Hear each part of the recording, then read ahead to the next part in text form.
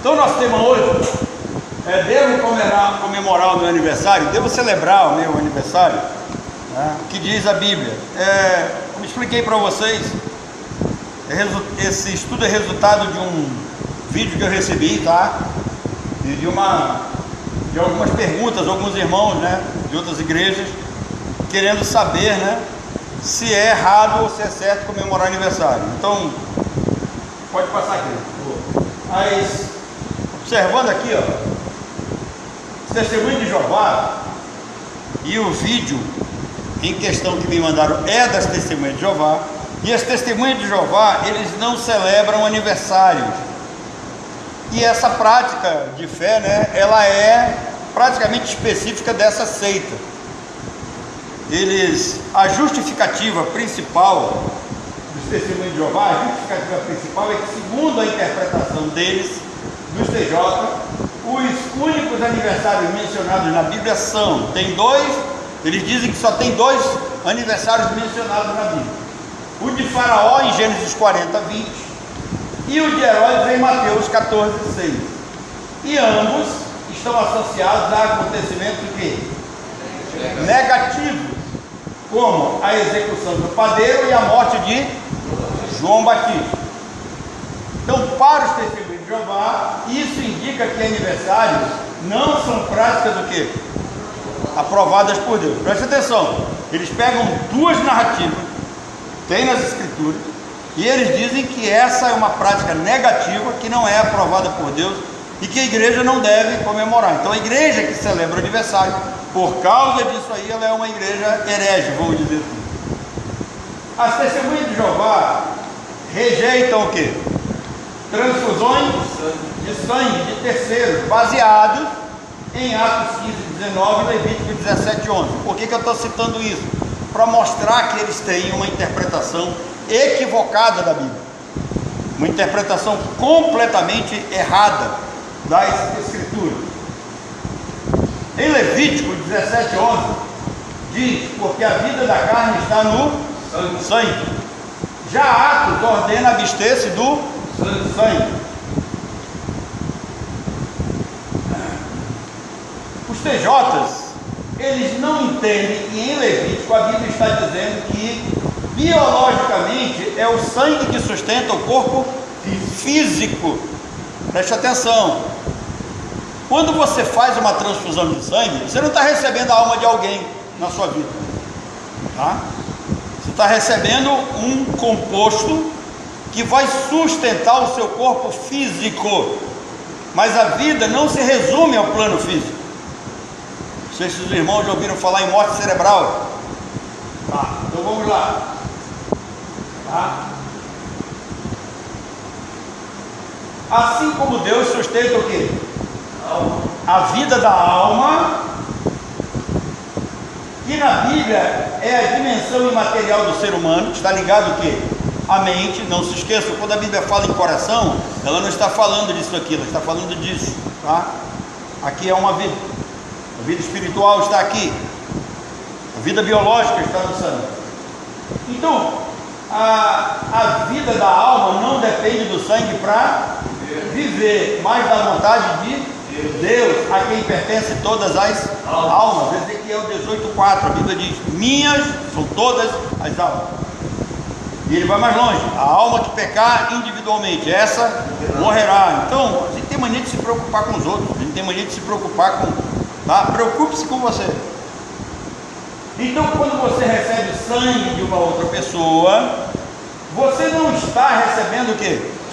A alma de outra pessoa. Isso é falta de sabedoria, isso é ignorância. Apenas quando nós recebemos sangue, né, para fazer uma cirurgia, entre outras coisas, apenas estamos mantendo o que? A vida biológica, já que sem sangue o corpo o quê? Morre. De volta ao tema, se é certo ou errado celebrar aniversário, a Bíblia não proíbe celebrarmos aniversário. Não há um texto que proibindo se celebre aniversário ou não. Segundo, a Bíblia ensina o princípio e a obrigação da gratidão a Deus. Nós somos obrigados a agradecer a Deus por tudo, a começar pela vida. Nós vamos ver isso no Salmo 139, versículos de 13 a 14. Tiago, de 1 a 17, reforçam que a vida é uma dádiva de Deus, a vida é dom de Deus, e devemos agradecer por ela. Além do mais, Paulo diz: em tudo dai graças. Pode passar. Os aniversários de Faraó e Herodes, olhando para o argumento deles, são mencionados não como condenação da prática. A Bíblia, quando cita, faz citação, quando ela traz para nós o conhecimento de que aconteceu um fato no aniversário tanto de Herodes quanto ou seja, a morte de João Batista, a morte do corpo lá, que não tinha nada a ver com isso. O problema não foram o quê? Não é a questão de eles terem celebrado o aniversário. O problema foram os pecados cometidos nas festas, não o aniversário em si. O problema é como que nós celebramos. O problema é como celebramos.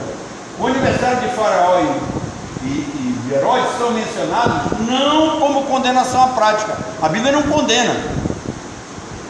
A Bíblia condena o que eles fizeram no dia do aniversário deles. Mas muitas práticas cristãs, como casamento e batismo, também são vistas o quê? Em outras culturas antigas. E ganharam o que? Novo sentido e significado no cristianismo. Por exemplo, antes do dízimo ser instituído na lei, o dízimo já existia antes da lei. Apenas ele foi colocado lá e regulamentado. Então, o que Deus faz? Deus pega algo que está fora da lei, Deus pega esse princípio.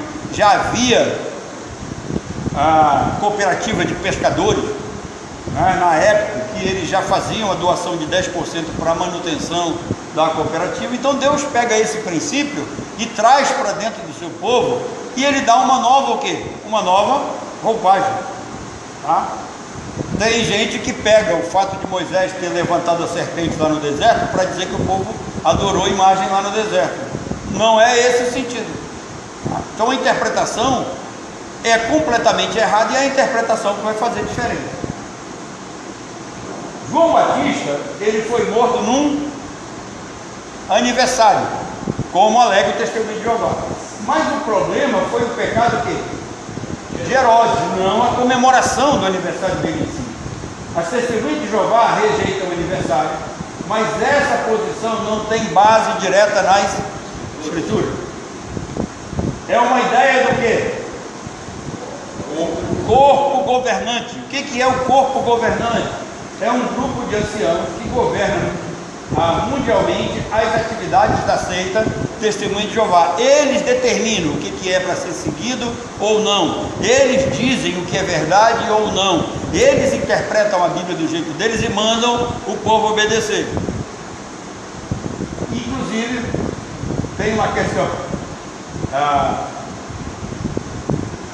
aqui, esse nome aqui. Os Testemunhos de Jeová são os mesmos da Sociedade Torre de Vigia, que distribui aquelas revistinhas para vocês. Tá bom? Pode passar. Obrigado. Tipos de datas na Bíblia. Então, vamos olhar aqui, já que a Bíblia, para eles a Bíblia proíbe você celebrar seu aniversário. Dê uma olhadinha nisso aqui. Nós temos datas o quê? Históricas. Por exemplo, o dilúvio e o reinado. Observe que tem uma narrativa assim: no dia da morte do rei Urias. Isso aí é uma data, no 24º ano do reinado isso é uma data. Josias reinou aos 8 anos de idade. São datas. Então as datas na Bíblia, elas aparecem como registro de fato do que? Histórico. A começar pelo dilúvio, a começar pela criação, de um modo geral, Por exemplo, agora há pouco a gente ouviu uma dúvida que é uma das mais absurdas. Às vezes eu fico pensando como as pessoas conseguem, não conseguem raciocinar. Observe, quando Deus chamou Adão e Eva, ele disse: crescer e multiplicar e encher a terra. A partir dali, Deus deu a eles o poder de reprodução. Aí tem um bando de ignorante na internet que coloca lá, se só tinha Adão e Eva, se só tinha Caim e Abel, com quem que Caim casou? Aí eu digo que, meu querido, se você lesse a Bíblia, você saberia. É só você continuar lendo, porque no capítulo 2 aparece essa criação, no capítulo 3 aparece a queda, no capítulo 4 aparece a morte de Abel, assassinado por Caim, e no capítulo 5, que vai aparecer a descendência de Sete, você vai ver que Adão viveu 130 anos antes, tá? E gerou filhos e filhas. Então com quem Caim casou? Com sua irmã, ou com uma sobrinha, tá? Não tem outra explicação, é simples. Então o problema é, eu digo sempre para vocês, não estudem Bíblia fatiado. O que é fatiado? O cara pega João 3,16 e diz que Deus ama todas as pessoas, mas o que o restante diz? Então você tem que ler a Bíblia dentro de um contexto geral, você tem que ler o livro todo. Estava explicando, você pega Ezequiel capítulo 1, a narrativa da visão gloriosa de Ezequiel, Deus se revelando para Ezequiel. Ele diz: eu vi várias rodas e umas rodas que giravam dentro de outras rodas e tal. Aí os menos informados dizem assim: olha, a Bíblia está falando de disco voador. Tem disco voador, porque uma roda que gira dentro da outra roda é disco voador. Aí você chega em Ezequiel capítulo 10 até o versículo 20, Ezequiel diz: olha, as rodas que eu vi lá junto ao rio Quebar, Deus me disse que eram querubins. Então é querubim, não é disco voador. Tá? Então qual é o problema disso? É que as pessoas, elas querem o quê? Atrapalhar a fé dos outros, elas querem criticar o trabalho da igreja, elas querem, de certa forma, perseguir os crentes verdadeiros. Mas a Bíblia está aí. O que é dito para nós? O meu povo é destruído por quê? Falta conhecimento. Muita gente não quer ter trabalho de estudar, vai lá na internet, pega qualquer coisinha e sai por aí dando credibilidade a tudo, criticando os outros, criando problemas, tá? Mas vamos em frente. Então nós temos o que? As datas históricas. Na Bíblia nós temos datas o que? Litúrgicas, como a Páscoa, como as festas. Para quê? Para marcar as festas religiosas. Como é que eles iam saber se era a época, se eles não marcavam as datas? Tá bom? Segundo, nós temos datas o quê? Terceiro, temos datas proféticas. As datas proféticas, nós vamos ver como as 70 semanas de Daniel, indicando o quê? O tempo para o futuro. Então a Bíblia marca tanto o tempo presente naquela época quanto o tempo futuro. Tá? Nós vamos ter datas o quê?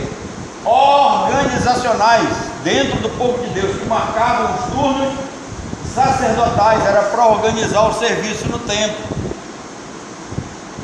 No Natal, seus irmãos lembram, eu falei para vocês do turno de Zacarias, que era do turno de Abias, que dava fácil para marcar mais ou menos o tempo do nascimento de Jesus. Então essas datas, elas eram observadas, cada turno tinha um sacerdote específico, terminava um, entrava outro. Se eles não marcassem as datas, como é que eles saberiam?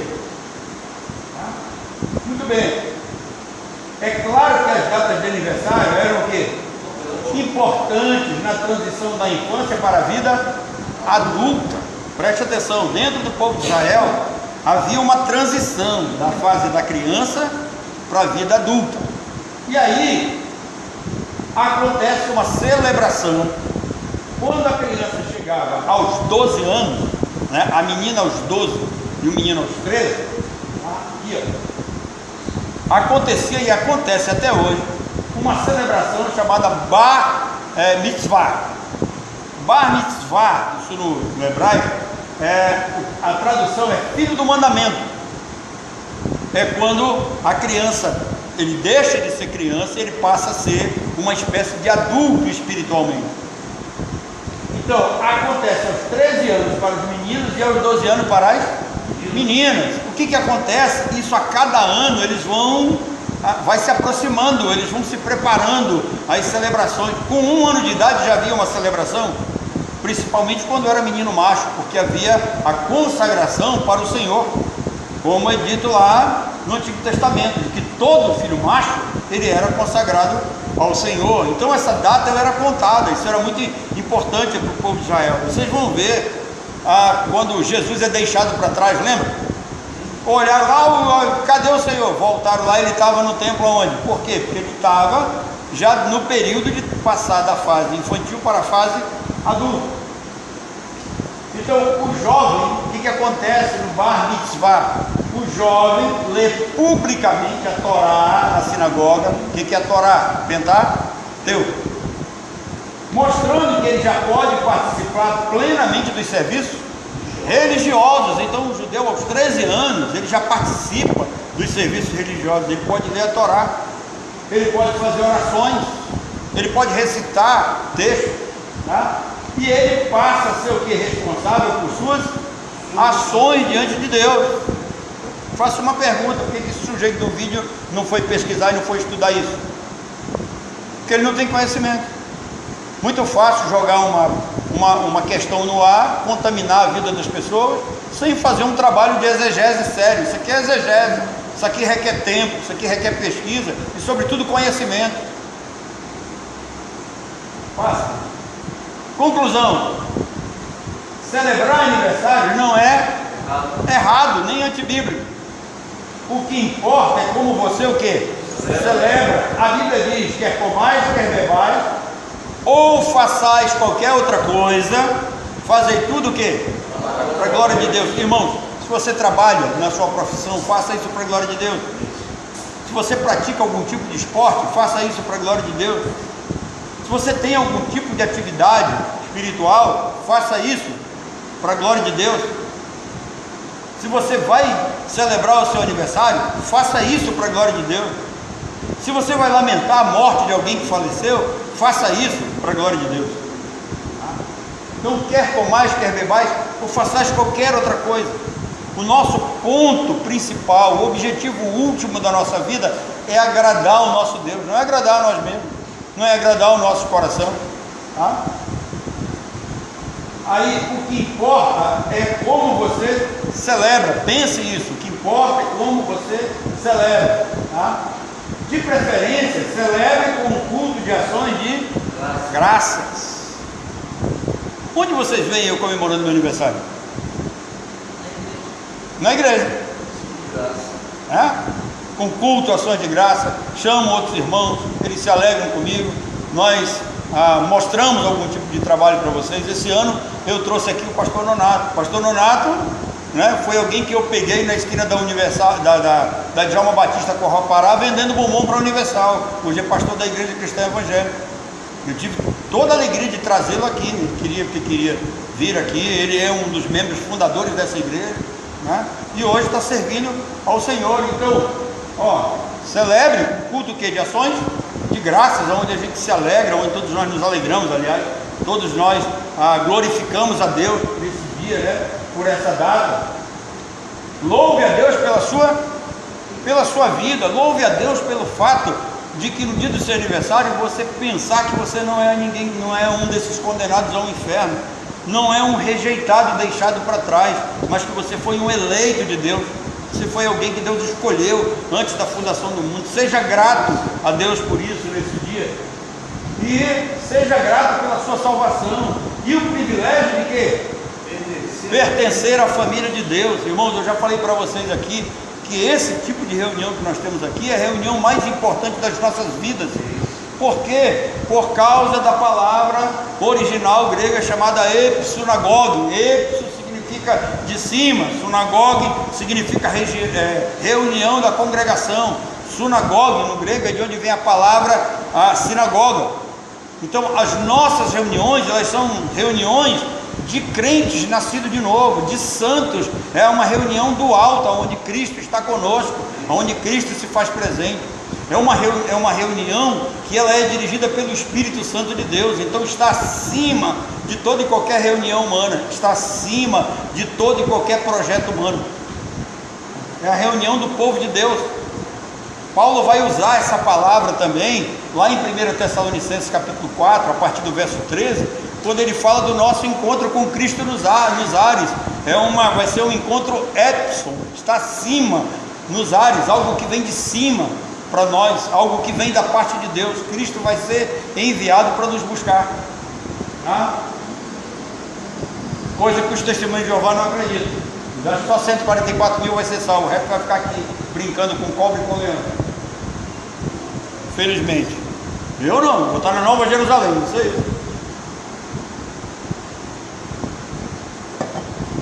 Vamos em frente. A vida do crente não é um monte o quê? De não e proibições, como veem os líderes da Testemunha de Jeová. Irmãos, a vida do crente não é um monte de não e proibições. O crente tem que ter bom senso na vida. Quais são os problemas que a gente tem até hoje? Mulher crente não pode cortar cabelo, não pode pintar cabelo, não pode usar esse tipo de roupa. Aí tá, faça uma pergunta para o sujeito que vocês viram ali, não sei se vocês viram. Ele disse que não existe na Bíblia recomendação para celebrar o aniversário. Mas vocês viram que ele estava de blazer? Viram? Na Bíblia também não tem recomendação para o cara usar blazer. Na época que ele está usando aí, as pessoas usavam uma roupa meio esquisita, era diferente. Nem por isso é errado, tá? Então a gente tem que ter bom senso. Durante anos eu ouço, a mulher não pode usar calça comprida. Meu irmão, mulher de calça comprida às vezes está mais bem vestida do que com o vestido. Em compensação, você tem que aprender que a calça comprida ela tem que ter decência e ordem, como tudo na vida. Então o cristianismo não é um monte de não e proibições. Não pode beber, não pode fumar, pode fazer isso, não pode fazer aquilo outro.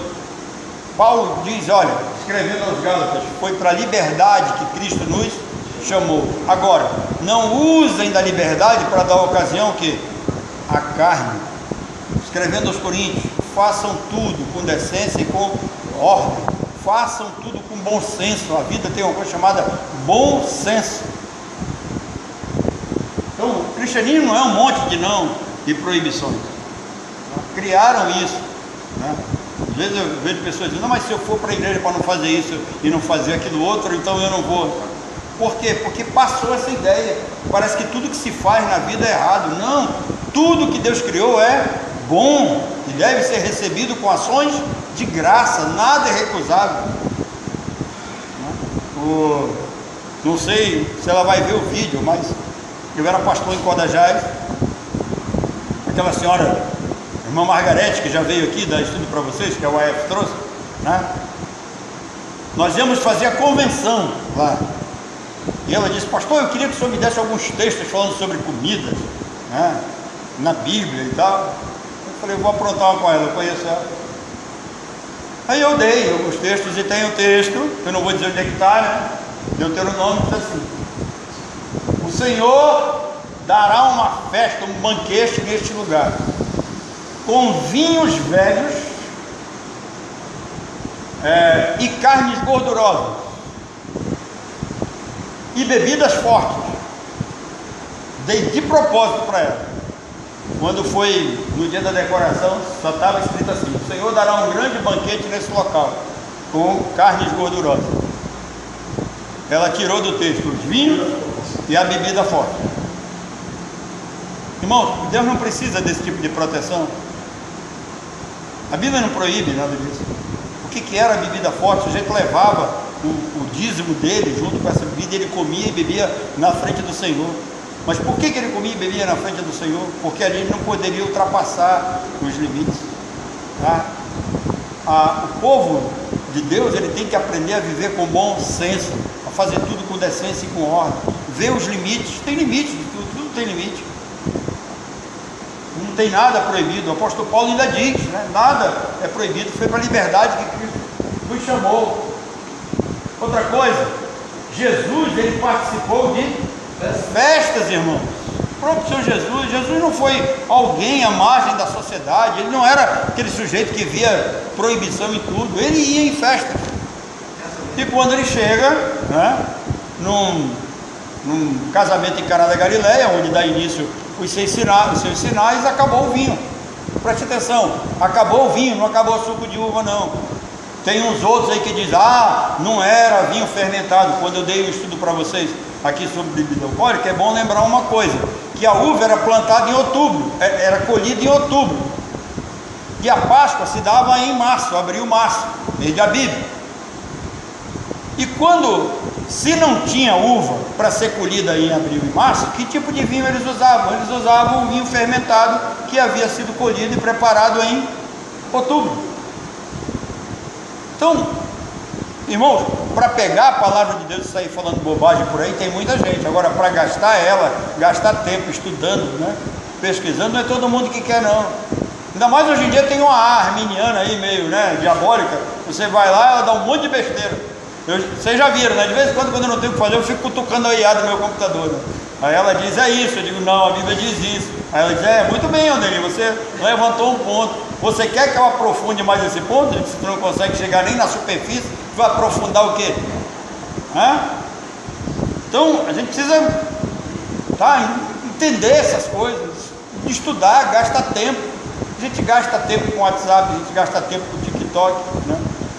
Irmãos, eu odeio, sinceramente eu odeio. Às vezes eu estou em alguma fila de algum lugar, ou banco, ou loteria, para fazer pagamento. Graças a Deus que agora eu estou começando, a gente já pode fazer certo pagamento por celular. Eu não vou nem mais lá, mas às vezes você está parado nos locais, você está fazendo uma compra no comércio, está a risada daquele moleque lá, né? O que o povo está vendo? Está vendo piada. O que o povo está vendo? O povo está vendo se divertindo no celular. Enquanto isso, o governo aumenta imposto, traz novas pautas identitárias, coloca um fardo pesado sobre a vida do povo, engana o povo, assalta o povo, e o povo. A gente tem que ficar atento para isso. Então, aprendam essa frase: o cristianismo não é um monte de não e proibições. Agora tome cuidado, você não vai fazer da sua casa uma porta para o inimigo. Você não vai fazer da sua casa um prostíbulo. Porque agora eu vou criar aqui 3, 4 quartos aqui, eu vou alugar para prostituição. Os irmãos, isso não faz sentido, tá? Isso é você o quê? Você está de acordo com o pecado. Você não vai transformar sua casa, seu comércio num bar. Meu pai, a princípio, quando ele começou o comércio dele, não vendia bebida alcoólica. Como é que eu vou vender uma bebida que pode causar o quê? Um acidente, morrer alguém? Como é que eu vou vender bebida alcoólica que pode destruir a família de outras pessoas, de outras? Tá? Não faz sentido. Então a gente precisa pensar essas coisas. Tá? Não vai fazer o que é ilícito também. Porque lá na localidade onde eu moro, ali no Monte Sinai, terminou o Monte Sinai, né? Eu moro no loteamento Monte Sinai, ao lado do Monte Sinai, e depois do Monte Sinai tem o Vale do Sinai. Lá no Vale do Sinai tem uma bocada, e para eu ajudar os consumidores de droga, para eles não irem comprar muito longe, eu vou vender droga na minha casa? Isso não existe, tá? É pecado, é errado, isso é contra a lei. Entenda, no Brasil hoje nós temos drogas lícitas e drogas ilícitas. O que é uma droga lícita? É aquela que você pode consumir. Qual é a droga lícita? A bebida alcoólica, o cigarro, né? E outros remédios que são vendidos em drogaria. Isso é droga lícita. Droga ilícita, maconha, cocaína e tal. Mas tudo é droga, irmão.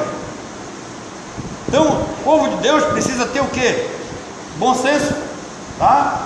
A não se envolver com essas coisas. Então Paulo diz, olha, vocês têm liberdade, mas não usem da liberdade para dar ocasião o quê? A carne, tá? Então Jesus participou de festa. Ele foi lá e quando ele transformou a água em vinho, ele não transformou a água em suco de uva, ele transformou em vinho. E ele pegou, mandou buscar o que lá no templo? As talhas. Talhas de quê? As talhas eram de quê? Quem acertar o voltar vai pagar o almoço. Pedra. Por que pedra? Por que não poderia ser de plástico como hoje? Por que não poderia ser de cerâmica? Por que tinha que ser de pedra? Porque pedra não sofre contaminação. Tudo tem uma razão. Nosso Deus é sábio e está na sua palavra. É só a gente ir lá e buscar que você vai encontrar, tá? Então, Jesus participou de festa, mostrando que momentos de alegria e celebração não são contrários à nossa fé. Nós podemos nos alegrar, nós podemos celebrar sim, anos de casamento, renovação de votos, né? Casamento, eu ainda vou, talvez no próximo domingo eu vou tratar sobre essa questão de casamento. Tem um monte de perguntas lá sobre o que é viver amasiado. Eu vou gravar um vídeo sobre isso. Então, Jesus participou de festas, mostrando que o momento de alegria e celebração não são contrários para a sua igreja. Sua igreja deve sim celebrar. Transformar aniversários em ocasiões de quê? Oração, gratidão e união familiar é a forma de celebrar o quê? Da maneira bíblica. Pode passar. Aliás, para que serviu o novilho cevado? Separaram para pensar nisso? Olha o que o filho mais velho disse, né? O filho que ficou lá, ele disse: há tanto tempo eu estou contigo, tu nunca me deste um novilho para eu me alegrar com os meus amigos. Daí essa alegria era o quê? Uma comemoração comum? Não, o novilho cevado também marcava essas datas especiais. Na parábola, o novilho cevado ele é o símbolo que da festa. Quando nós celebramos o aniversário, o símbolo da nossa festa deve ser Cristo, nosso Senhor, que nos resgatou, que nos salvou, que nos abençoou. Deve ser Deus que é o autor da nossa vida, tá? O novilho cevado era reservado para ocasiões do quê? Muito especiais. Abatê-lo significava uma celebração o quê? Grandiosa, em uma data muito especial. E por último, quero lembrar-lhes de Colossenses 2:8. Olha o que Paulo diz: tende cuidado para que ninguém vos faça presa sua por meio de filosofias e vãs sutilezas, segundo a tradição dos homens e segundo os rudimentos do mundo, e não segundo Cristo. Eu tenho que entender o que são doutrinas de homem, o que são doutrinas de demônios, o que são ensinos que vêm do mundo. E eu não posso abrir mão do ensino de Cristo. Eu tenho que ter sabedoria vinda de Deus. Irmão, sabedoria não é algo que se adquire aqui. Sabedoria, inteligência é algo desse mundo. Todos nós somos inteligentes, mas nem todos nós somos sábios. Como é que nós vamos adquirir sabedoria? Tiago dá receita. Alguém quer ser sábio? Peça a quem? A Deus. Quem foi que pediu sabedoria e Deus deu? Salomão. Tá? Então, esses caras, o que eles querem? Talvez eles querem aparecer, talvez eles estão querendo like, talvez eles estão querendo perverter a sua fé, perverter a boa consciência que você tem. A gente tem que tomar cuidado com essas coisas, tá? Paulo disse que nós devemos o quê? Ter cuidado para não sermos o quê? Presas de ideologia. Eu coloquei um vídeo no grupo da igreja. A partir de 2027, se for aprovado, e eu espero que não seja, que Deus tenha misericórdia de nós, tá? A lei da misoginia. O que é a lei da misoginia? Se eu chegar aqui e pregar para vocês que a mulher ela é submissa ao marido, eu posso ser preso se houver uma denúncia. Quem está criando essas leis? O governo atual. Para quê? Para agradar uma minoria do lado deles e para perseguir a igreja de Deus. Irmãos, todas essas pautas identitárias, todas essas ideias de esquerda, elas não surgiram agora não, é só você ler desde o início da humanidade. Essas ideias elas vêm acontecendo, tá? Desde o princípio. Deus criou duas mulheres para Adão ou só foi uma? Só foi uma. Aí você vai ver por que tem lá Caim e Abel. Já falei para vocês, são duas linhagens. Tem duas linhagens no mundo, uma linhagem santa e a outra diabólica. E a Bíblia é clara, mais tarde vai dizer para nós que Caim era de quem? Do maligno. Então presta atenção, na linhagem que vem de Abel, que descende de Abel, continua lá, marido de uma só mulher. Aí vem Lameque, descendente de Caim, é o primeiro a aparecer com duas mulheres. Então a gente precisa ter bom senso para ver essas coisas. Quando você vê novas leis as leis que começaram que eram feitas para o povo de Israel, Deus, ele preservava a vida e a propriedade privada. Eu não sei se os irmãos estão sabendo do que está acontecendo no interior do Pará. Aquelas pessoas que estavam vivendo há 50, 60 anos lá, está sendo tomado todos os seus gados, todas as suas propriedades, tá? E ninguém diz nada, e ninguém faz nada. As pessoas estão sendo jogadas na rua. Tem gente que já se suicidou, tem gente que perdeu tudo, vive desesperado, gente que está vivendo de favor, famílias desesperadas. O que está acontecendo com o nosso país? Porque o povo está alienado.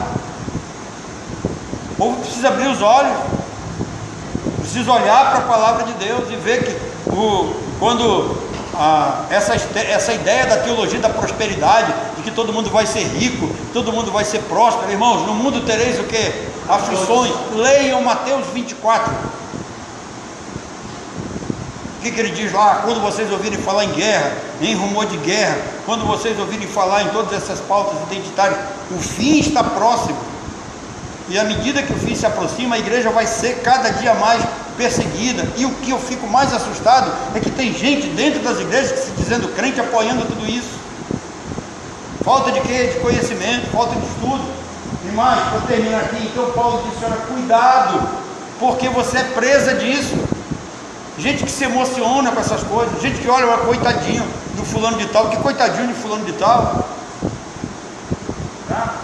São pessoas que estão trazendo o quê? Ideologias, tradições, filosofias que nos afastam de Cristo, que criam uma perseguição para o povo de Deus. Se você acha que o que eu estou falando é brincadeira, faz o seguinte: pega um avião, vai no Rio de Janeiro 31, vai lá no Rio de Janeiro, vai em Copacabana dia 31 de dezembro desse ano, e quando o pessoal estiver fazendo as suas oferendas aí, Iemanjá, vai lá dar um folheto para ele. Vai lá, faz esse teste e veja o que vai acontecer com você. Ou então chega lá e diz: eu posso fazer uma oração com você? Só diz isso, tá? Eu vou visitar você na cadeia e vou levar uma maçã para você. A vida cristã, ela deve estar o quê? Centrada na palavra de Deus, firmada na verdade do Evangelho, e não em sistemas humanos. Que Deus nos abençoe, irmão.